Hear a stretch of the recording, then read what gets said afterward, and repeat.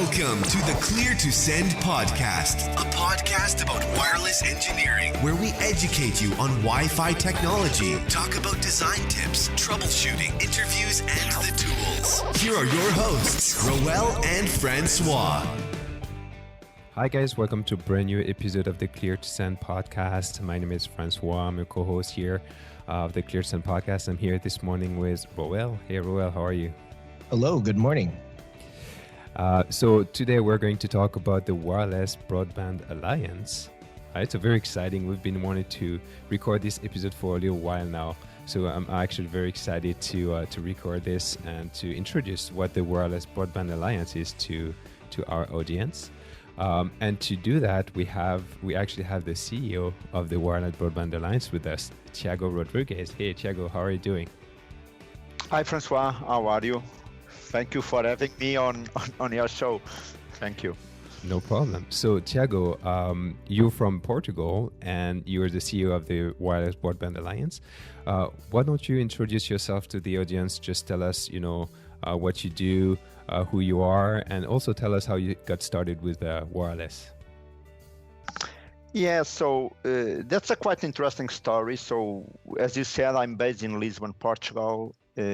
I did big part of my career in the telecoms. I spent over 15 years in Portugal Telecom, where I got in touch with multiple industry bodies like GSMA, Wi-Fi Alliance, Wireless Broadband Alliance, WBA.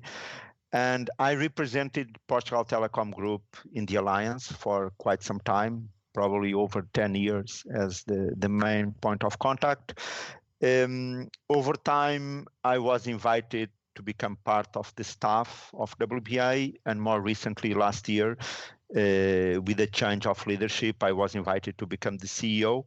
And I've been working on Wi-Fi and wireless technologies since 2000, so it's been quite some time. And has been an awesome ride. And in WBA, we have been pursuing a quite interesting agenda, focusing on Wi-Fi and how we can deliver better Wi-Fi services to all of us. Thank you. That is indeed a quite interesting story. And you go back to the very, I guess, almost the beginning of Wi-Fi. So it's been quite a ride for you, and congratulations on becoming CEO last year. And also, you're not alone on the show. We also have Gabriel Desjardins, who is the Director of Product Marketing for Broadcom, and he's also a board member of the WBA. Gabriel, how are you? Oh, I'm good. Good to meet you, and thanks for having me on. No problem. So why don't you introduce yourself as well and tell us a little bit more about you? Sure, absolutely. I've also been involved in the wireless industry for a long time. I think I had my first wireless job in 1997. So been working in Wi-Fi and Bluetooth for the last decade at Broadcom. And I'm the head of product for Broadcom's mobile wireless division. That's the division that makes Wi-Fi and Bluetooth chips for smartphones. And I just joined the Wireless Broadband Alliance Board of Directors at the beginning of this year, and have been working with Tiago quite a bit. And I'm very excited about what the organization is going to do. Awesome. So let's get started and let's talk about the WBA, what it is really, and how are you guys? What type of work you guys are working in? How is it different from the other alliances? Okay, so Tiago, why don't you start and tell us, how would you present the Wireless Broadband Alliance? What would be the elevator pitch for the WBA if you were just to present it in one or two paragraphs? Yeah, so first of all, WBA is a non-profit trade association with a group of companies supporting the organization. So it's a membership-driven organization. We have a quite unique mix of members. We have some large carriers, companies like AT&T or Comcast or Deutsche Telekom or Reliance Jio from India, Korea Telecom. But at the same time, we have many of the technology providers that can be companies like chipset manufacturers like Broadcom or Qualcomm, Intel, but as well many of the equipment manufacturers that can be from the infrastructure side, like Cisco or Nokia, or can be like Samsung or even Google, and then a good number of solution providers that can be from roaming hubs, integrators, solution providers for specific verticals. And the interesting part of all this mix of members, everyone shared the interest on improving the experience over Wi-Fi. We have a very Wi-Fi focused set of activities. And basically what we do is we develop projects either to solve a specific problem or to accelerate a new business opportunity. And we don't want to write standards because there is plenty of other industry bodies and standards SDOs that write all the IEEE standards or even Wi-Fi Alliance, 3GPP. But what we do is we work very closely with those bodies and we make sure that whatever standards that they define, in practical terms, they are turned into products, and those products, they really work well in a real life environment. So many of our work is to develop best practices, deployment guidelines to our members and to the industry, but as well to develop field trials, testing in real life environment, so that whatever technology like Wi-Fi 6, once it's done, once we start to have some prototype equipment, we bring it to real life environment where there is a messy environment with multiple networks, multiple devices, integrating multiple services from the carriers, from the enterprise. And we do all those battery of tests to make sure that everything works well. Okay, so you guys are actually taking this type of equipment and putting it out in a real environment with real people with their real devices and testing it out. Yes. And sometimes you really choose challenging locations where we know that we are going to have suffer either from a very large number of devices, or because it's a tough environment. It can be a manufacturing plant where there are workers there and there is noise and dust and all that to simulate the real life of that infrastructure and those devices. When it comes to those types of tests, how early are you guys involved with say, for example, Wi-Fi 6? How early do you get involved, or do you get involved at the end when it's more finalized? Yeah, it varies. By the way, it's a very interesting question, and it varies a lot from the membership interests. Because at WBA we are a very democratic organization, so the members are the one that they define the projects that they want to develop. And once the projects are somehow proposed, there is a voting, and the members between themselves, they define which go first and which go next. But what we do is whenever there is a member or a group of members that can bring prototype equipment, many times even before the standards are ratified and finalized, we can start doing some testing. And we already had examples in the past that, for example, due to our testing, we were able to provide feedback to organizations that were finalizing the standardization of that technology. And I can talk a little bit about it, but Gabe can complement. So, for example, on the Wi-Fi 6E, we already did some early testing, even before any decision from FCC and even before any standard is available nowadays. So how do you do testing on Wi-Fi 6E if the frequencies are not not yet available? Do you have to ask for like a specific license just to do the testing? Yes. Okay. Okay. Gabriel can talk more about it, but that's exactly what we are doing right now in UK and Spain.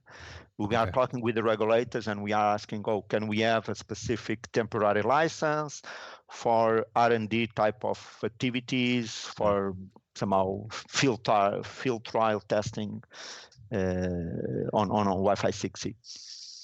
Okay. So Going back to the members,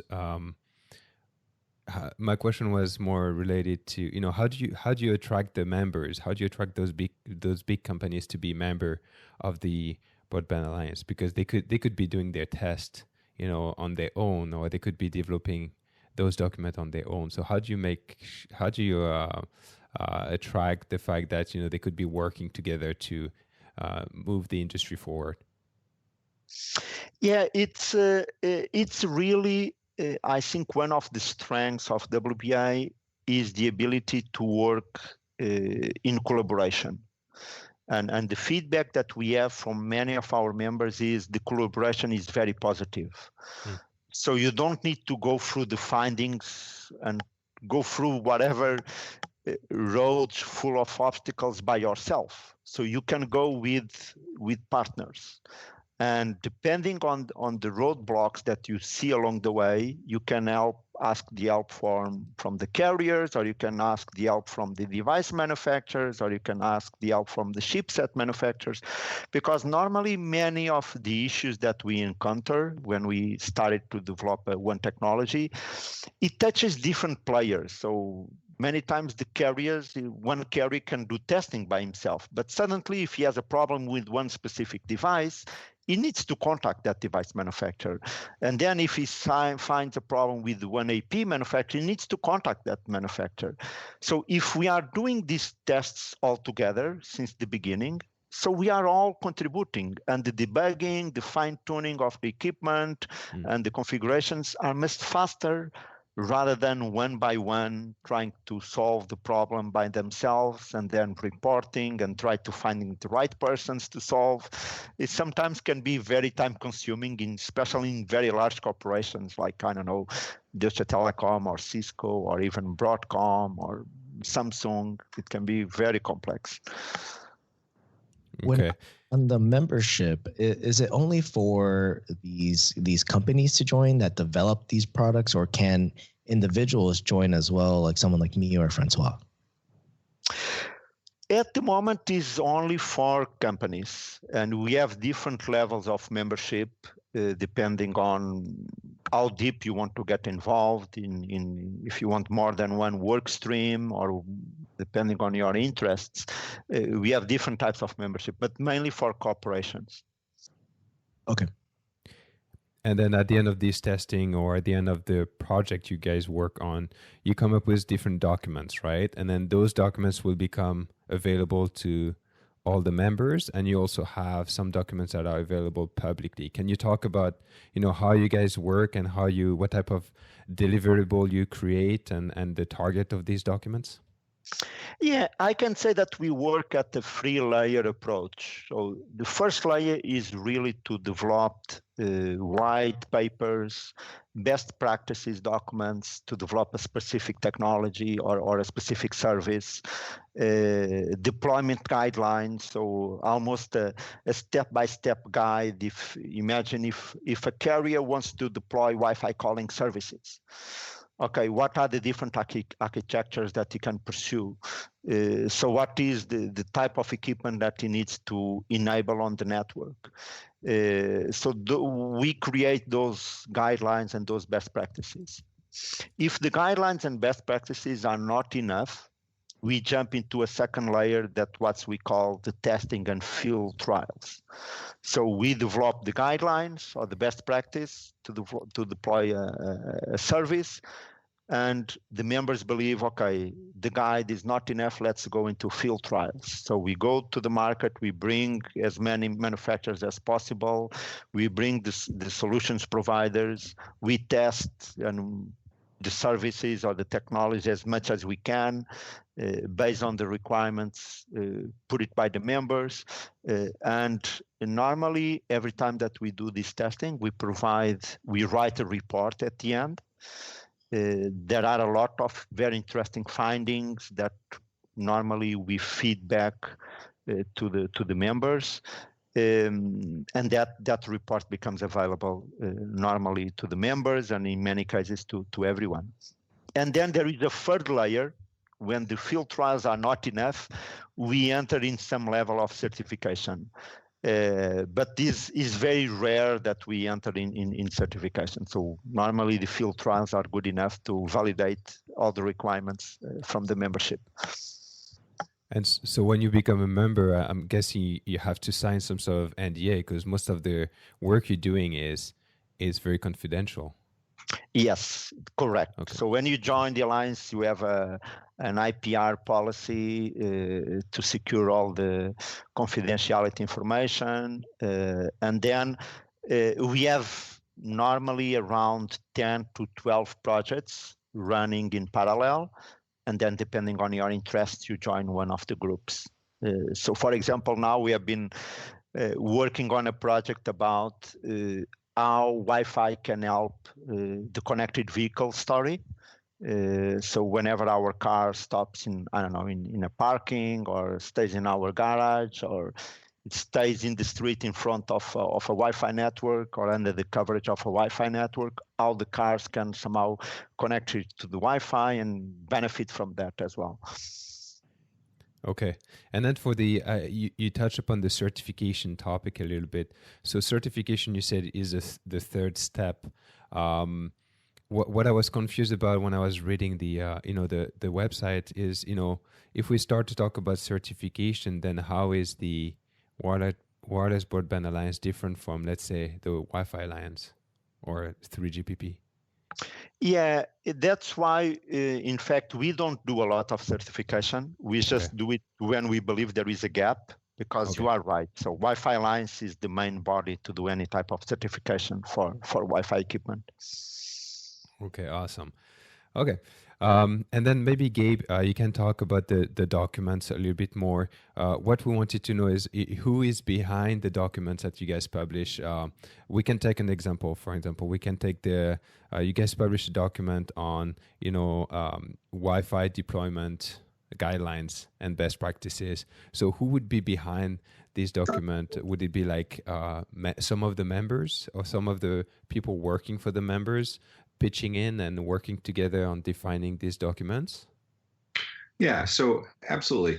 Every document that's generated by the WBA is produced by, I guess, a whole set of people working for the different members. So we have a variety of different work groups, and the output of those groups ranges from trials and measurements, all the way up to kind of long range vision for network architecture that gets used to influence the direction of other standards bodies. And when on the direction of those papers, if we're looking at Wi-Fi 6 as an example, the the paper came out pretty early on, and with only maybe one device out there. How do you guys direct what goes in there as a deployment guideline or scenario? Because for engineers, I would say they kind of lean more towards the ambiguity, going not necessarily believing these types of documents right away because of being less mass deployments, but maybe this is because you have in-depth testing that you guys do in real-world scenarios. What's your direction on these newer technologies in deciding what gets added as the actual deployment guideline? Sure. I mean, I think one of the things to keep in mind is that the people who are making these devices, if you start with the beginning of the supply chain, it's a semiconductor vendor, they will have started the definition of their product 3 or 4 years before it reaches open market. And that definition is driven by a lot of simulation analysis work, testing of prior generations that may take you back 6 or 7 years from the actual deployment date. So there's a lot of work that's done leading up to the launch or the release of these documents. And so there's definitely some amount of internal testing on devices that are not available to the general public, or not even available to OEM customers that will be putting their own devices into the market. So there's a lot of information, there's a lot of work, and people have a lot of understanding on how to deploy the network, or how to how to launch a particular device well before it hits the market. Okay, so I think that's actually a really good point to make. Is a lot of the testing, there are products that we just don't see because from my standpoint or an engineer standpoint, because there's been years of work that's already been made, and that testing is being done behind the scenes in order to come up with the output, which is the deployment guidelines and scenarios. And you're doing this in actual real world deployments, and do these go into the hands of actual users of the device, or are they engineers that understand what exactly they're looking for when it comes to objectives of the document? I would say that most of this ends up in the hands of engineers who understand what's going on. I would find it, even me as somebody who understands Wi-Fi in great detail, I would find it pretty challenging to, put anything into practice in my own environment. If I wanted to set up my home for better performance, really, I'm going to set up 2 channels and put, some devices on one and some on the other. But what these deployment documents point at is something far more complex than that, and it's really for professionals.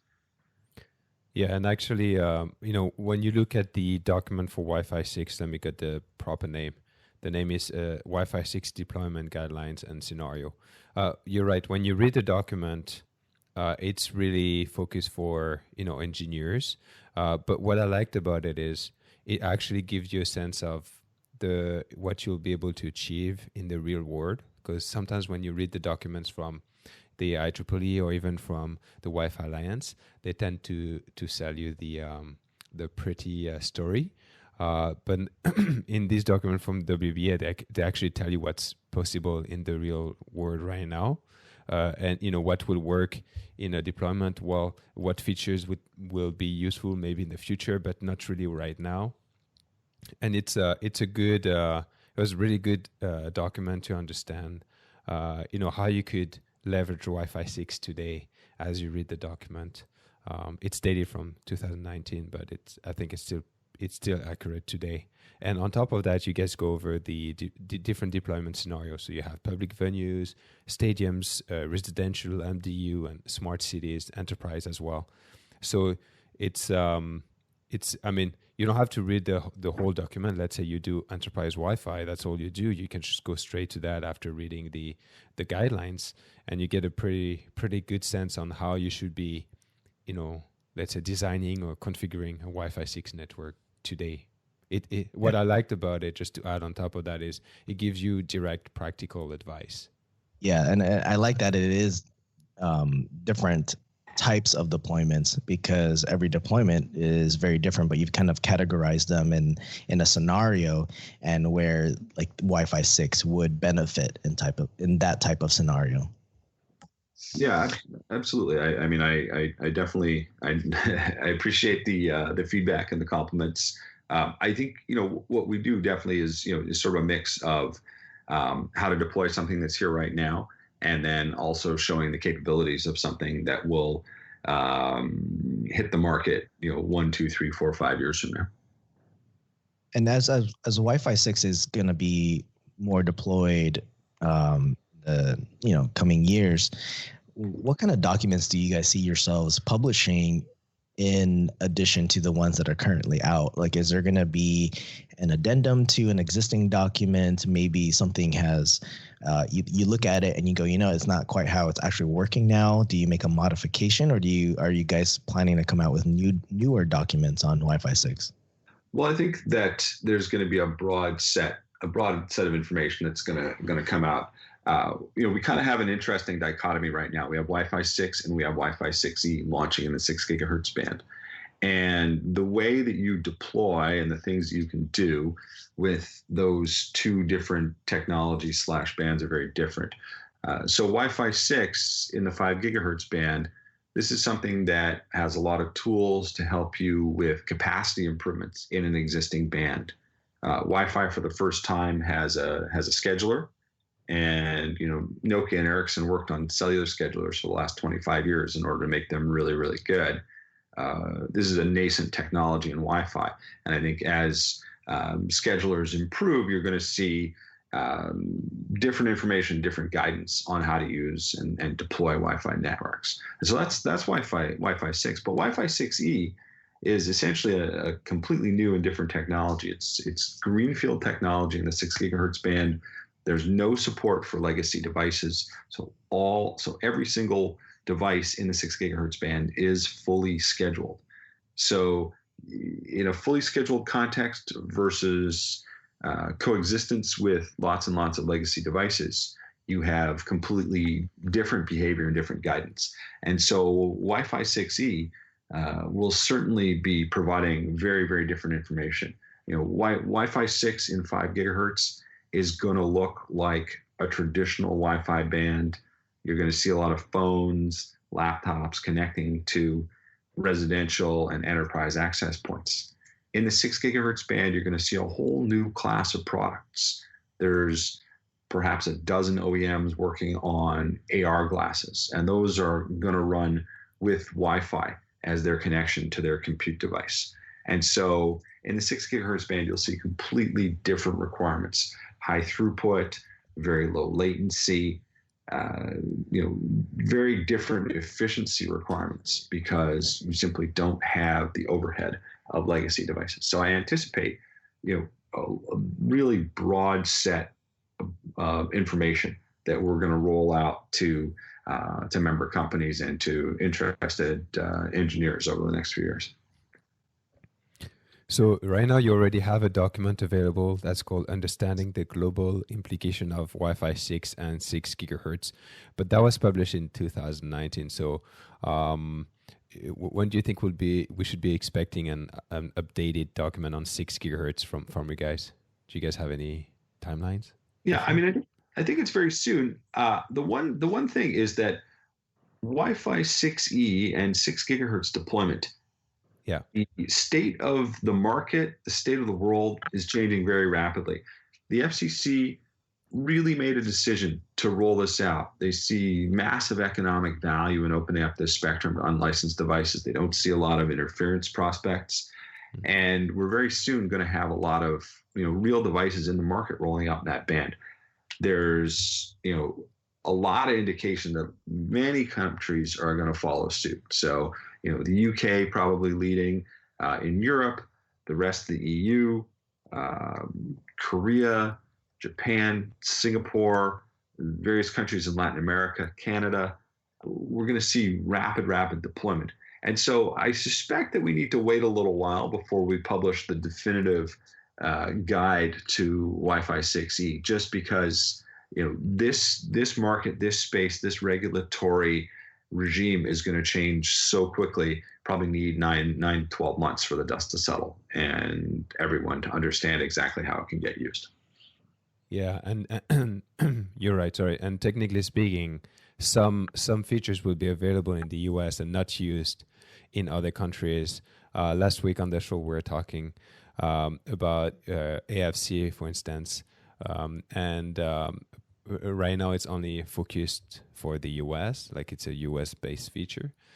So you're probably right, like 6 gigahertz and the way it would work will probably change depending on where you live, or will have some differences.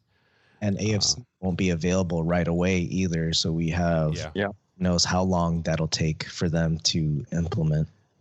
Sure, but just to be clear, I think that LPI, low power indoor, which was the core of the FCC's ruling, that is going to fully enable the ecosystem.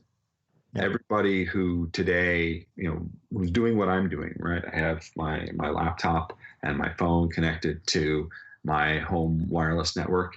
Everybody who's doing that could immediately switch over to using the 6 gigahertz band. as soon as the FCC's rules are approved, which takes a couple of months.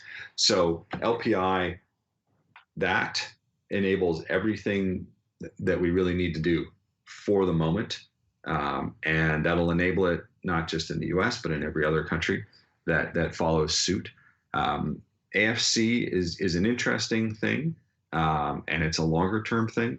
And then also what I referred to, with AR glasses is another class called very low power VLP. That's going to come in the future as well. And so, Wi-Fi 6E is again going to be a multi-stage technology. We had Wi-Fi 6, and then we, I guess, have 6E stage 1, and then we'll have 6E stage 2 and 3, where we add VLP and AFC to the equation, and we broaden the scope of the ecosystem that can be supported in 6 gigahertz.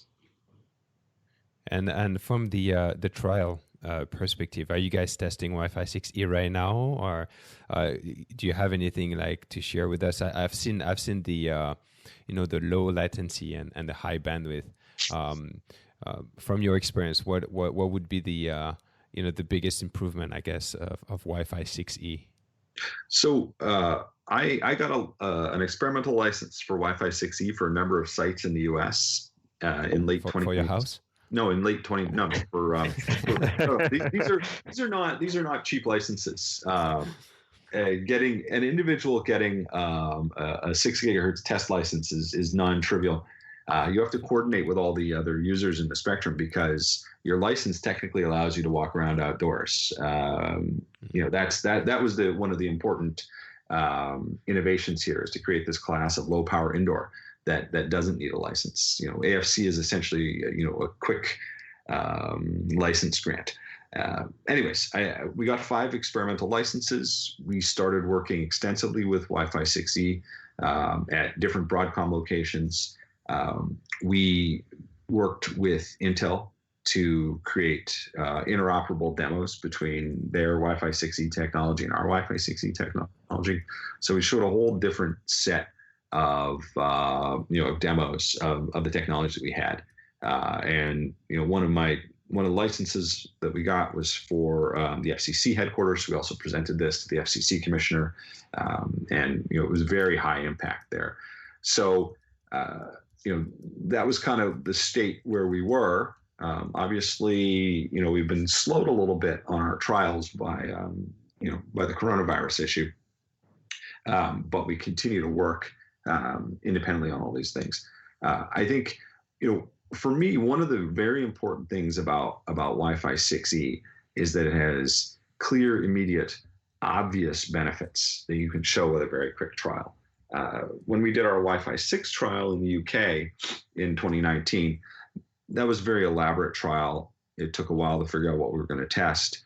It's focused on network efficiency, something that's very, very interesting to wireless LAN professionals, but is a little bit abstract for the person who's typically using a wireless network. While the benefits are clear, it's a little bit difficult for the uninitiated person to figure out exactly how they're going to set up a network and what kind of benefits they're going to get. Wi-Fi 6E, on the other hand, gives you the benefits of wide open spectrum and contention-free license grants or contention-free channel grants. And so we're able to show a very, very obvious and quick value proposition with Wi-Fi 6E. I can say, look, you can double your throughput. You can get double the speeds with a phone that you get today, and you can get extremely low latency. So you can improve the quality of gaming, of VR and AR experiences, of VoIP calls. There's a huge wide range of things that you can show very, very simply when you roll out Wi-Fi 6E. And so we've been going down the path of doing trials of that nature. I think the key for us at this point is to run the trials in as many countries as possible. So we've got the US covered. We'd like to move on to other countries, and basically work with with their regulators to show them that the ecosystem is ready. Companies are investing in this, and there's huge economic value to moving forward with it. I think you brought up a lot of good things about how the process works in order to get the testing done, because from a normal user's perspective, we probably just assume, hey, it's here and it's working, but there is a lot of regulation behind it getting up to this point. And then with the actual testing, I think that's going to be very useful for us, especially when you're doing it with specific use cases. You're actually using it. You could actually tell us, hey, here's the kind of bandwidth we're seeing. Here's the guideline that we're putting out in order to get these kind of numbers, especially looking at latency, because there's a lot of talk about it, but a lot of engineers don't believe it until they actually see it. So I think this type of information that you're doing with actual testing of devices is going to be beneficial for new installations moving forward. Yeah, absolutely. And I don't know, if people have necessarily gotten a chance to look at the trial results, but what we showed was sub 2 millisecond end-to-end latency in Android. So you're running an Android app and you are sending data to another Wi-Fi device and getting data back, and that round trip time is 2 milliseconds. So these are extremely low numbers. These are the kinds of things that really match up with the claims of 5G, and this is a huge innovation for Wi-Fi. So how much? I guess my question would be, the millisecond latency is great. The under 2 milliseconds latency is really great. My question, if I'm thinking as an engineer, would be, what happens if you start having multiple devices in the space, a little bit of noise? Did you guys test that out to try to see how it would impact latency?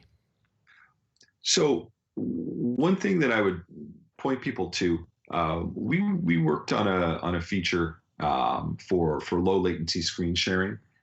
Okay.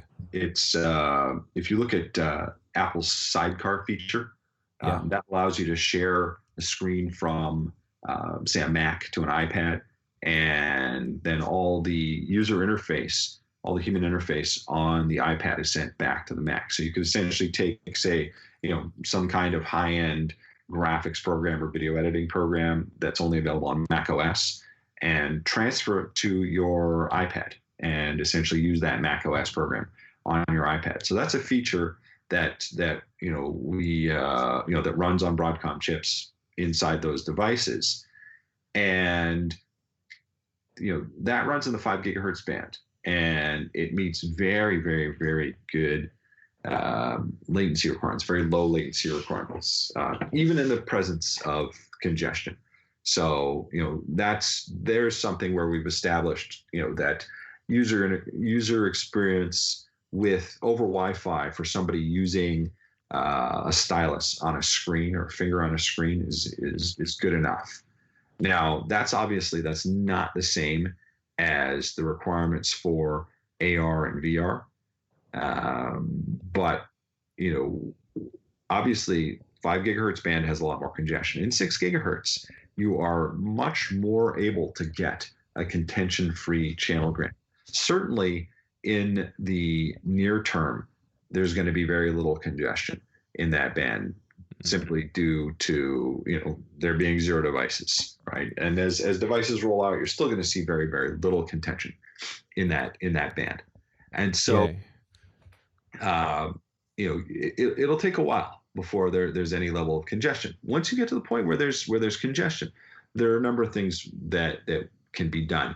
Within Wi-Fi 6, there are a lot of mechanisms that allow you to essentially raise the signal levels that you're willing to ignore, because that they don't cause any interference. One of the things that a Broadcom Wi-Fi device does today is if it hears anything in its environment that looks like another Wi-Fi device, it's going to defer. It's going to be as good a neighbor as possible. And that's obviously beneficial behavior, but it's also unnecessary. There are a lot of times where you might hear a distant AP and defer to it without needing to do that. Nothing in that AP's behavior is going to be interfered with by your device. So we've used that technique in the past, even in 802.11n, to improve spatial reuse. We worked on the Nintendo Wii U many, many years ago, and it essentially uses these techniques to do low latency screen sharing between a handheld controller and a TV screen, and be resilient even to interference in 2.4 gigahertz band. So that's the first level. I think the second level is that when you get to the very low power class of device, this would say be a handheld compute device linking to AR glasses, you're going to reduce the transmit power of those devices quite significantly, so that the space that they essentially occupy is much, much smaller. And so you're going to have a mix of wide open spectrum, changes in your energy detection or preamble detection thresholds that allow better spatial reuse, and reduction in transmit power, so reduction in the size of the Wi-Fi cell. So you have a whole bunch of mitigation techniques here that will significantly improve the spectrum sharing, in addition to just having way more spectrum. Yeah, and Gabe, on top of that, we still have the 2.4 and the 5 available for some other services. So we can play around now with the free bands and play with the different devices and different services. Yeah, certainly. No, that's a great point, because what's going to ship in terms of access points in this market is a tri-band router with separate support for a 2.4 gigahertz channel, a 5 gigahertz channel, and a 6 gigahertz channel.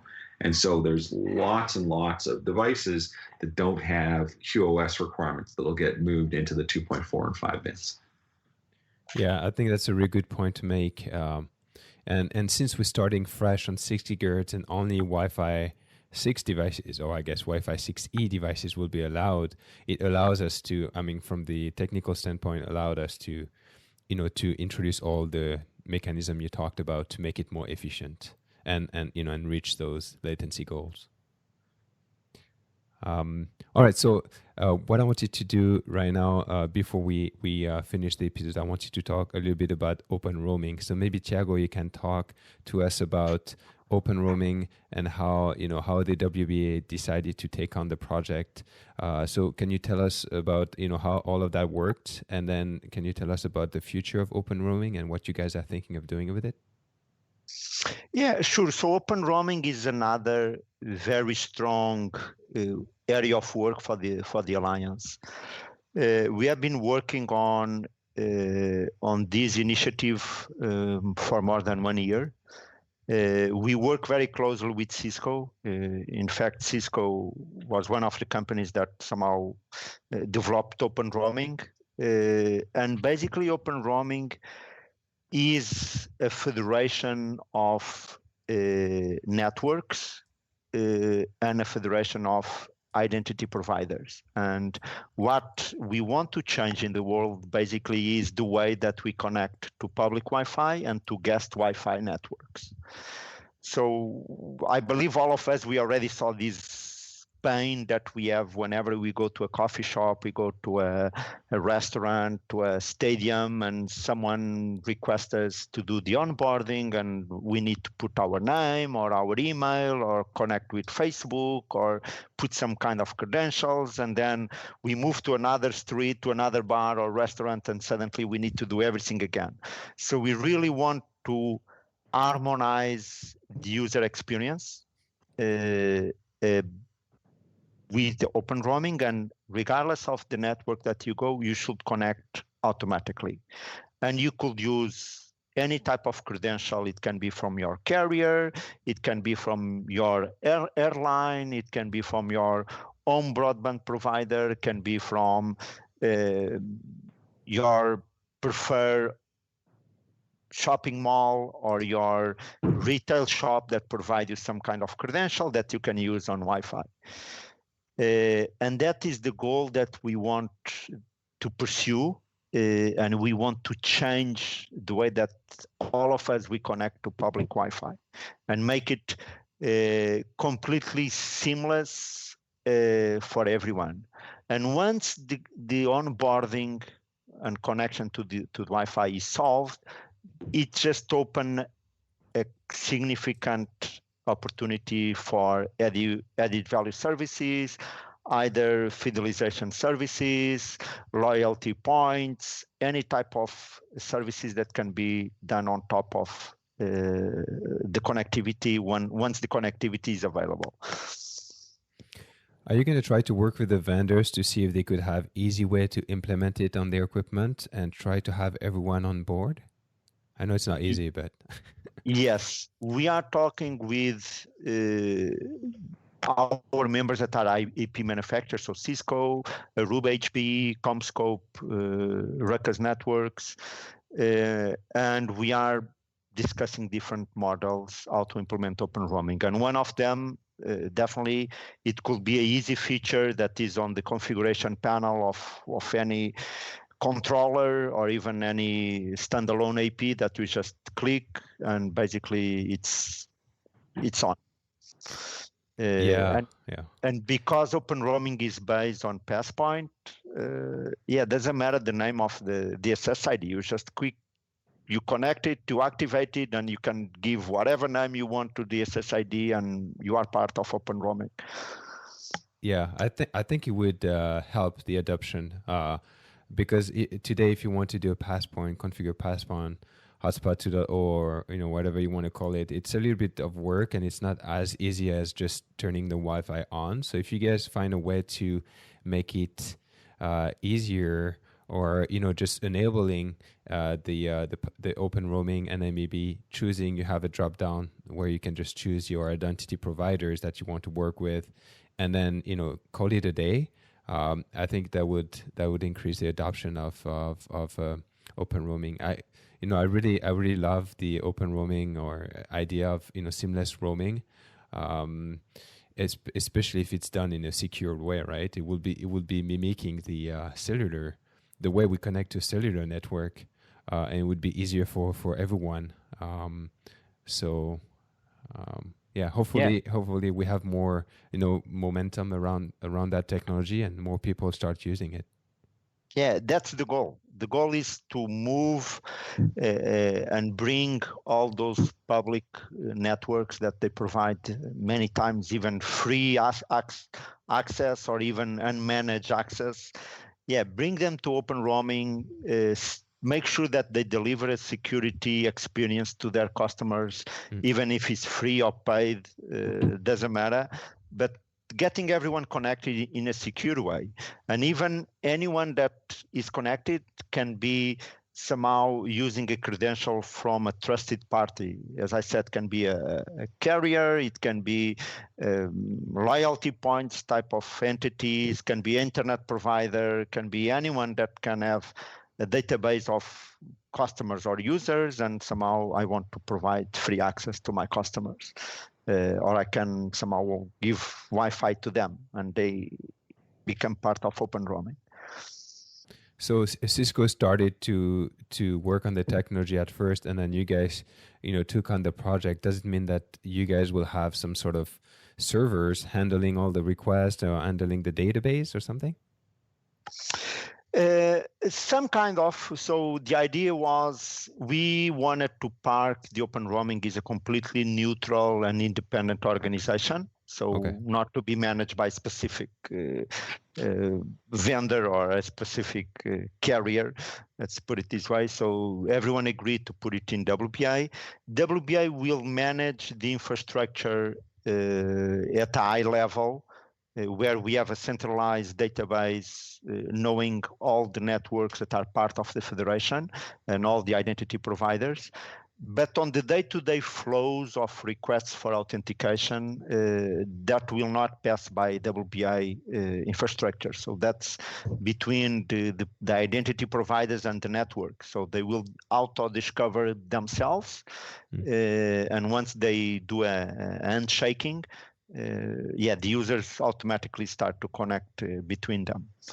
And we are using as well, because open roaming is interesting because it combines a series of technologies. So Passpoint is one of them. Another one is, as part of Passpoint, is the roaming consortium codes. So we are going to have a couple codes to align all these different networks to broadcast the same code to be identified by the identities. And then we have RADSEC technology to interconnect the different Wi-Fi networks.